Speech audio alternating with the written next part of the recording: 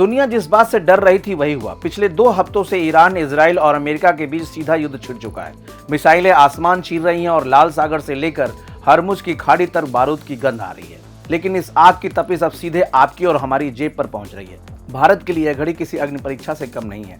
आज के इस गहरे विश्लेषण में हम समझेंगे कि इस जलते हुए मिडिल ईस्ट का भारत पर क्या असर हो रहा है और अब भारत का अगला कदम क्या होना चाहिए। ताजा स्थिति यह है कि हरमुज जलडमरू मध्य लगभग ब्लॉक हो चुका है। दुनिया का 20% कच्चा तेल यहीं से आता है। शिपिंग कंपनियां रास्ते बदल रही हैं, जिससे माल भाड़ा, फ्रेट कॉस्ट 300% तक बढ़ गया है। कच्चे तेल की कीमतें $120 प्रति बैरल को छूने की कोशिश कर रही हैं। भारत के लिए यह सबसे बड़ा खतरा है, क्योंकि हमारी एनर्जी सिक्योरिटी सीधे तौर पर इसी रास्ते से जुड़ी हुई है। भारतीय अर्थव्यवस्था में अगर इसके प्रभावों की बात करें तो इस पर 3 बड़े प्रभाव दिख रहे हैं। पहला, महंगाई का जलजला।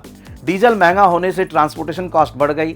आने वाले हफ्तों में खाने पीने की चीजें और रोजमर्रा की सामानों की कीमतों में 10 से 15% बढ़ोतरी हो सकती है।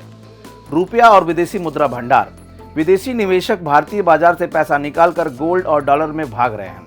रुपया अब तक की सबसे निचले स्तर पर है, जिससे हमारा इंपोर्ट बिल सरकार के बजट को बिगाड़ रहा है।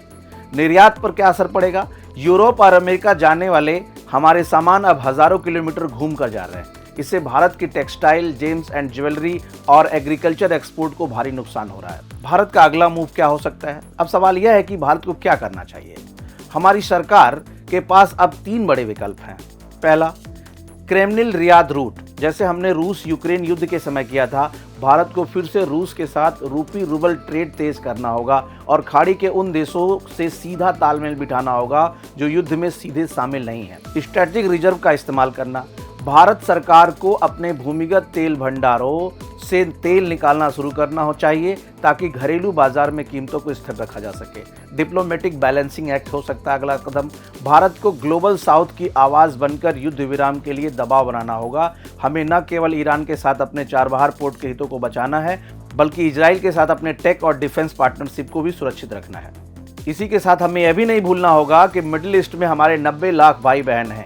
युद्ध अगर फैला तो उन्हें वापस लाना भारत के लिए सदी का सबसे बड़ा रेस्क्यू ऑपरेशन होगा।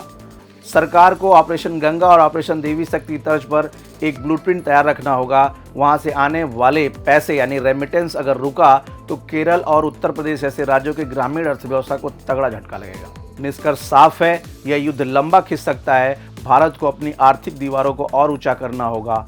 आत्मनिर्भर भारत अब सिर्फ नारा नहीं बल्कि ज़रूरत है। हमें ग्रीन एनर्जी की तरफ अपनी रफ्तार दोगुनी करनी होगी, ताकि खाड़ी के देशों में आग हमारी रसोई तक ना पहुंचे।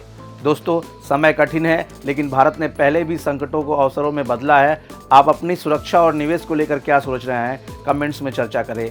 सतर्क रहें और सुरक्षित रहें।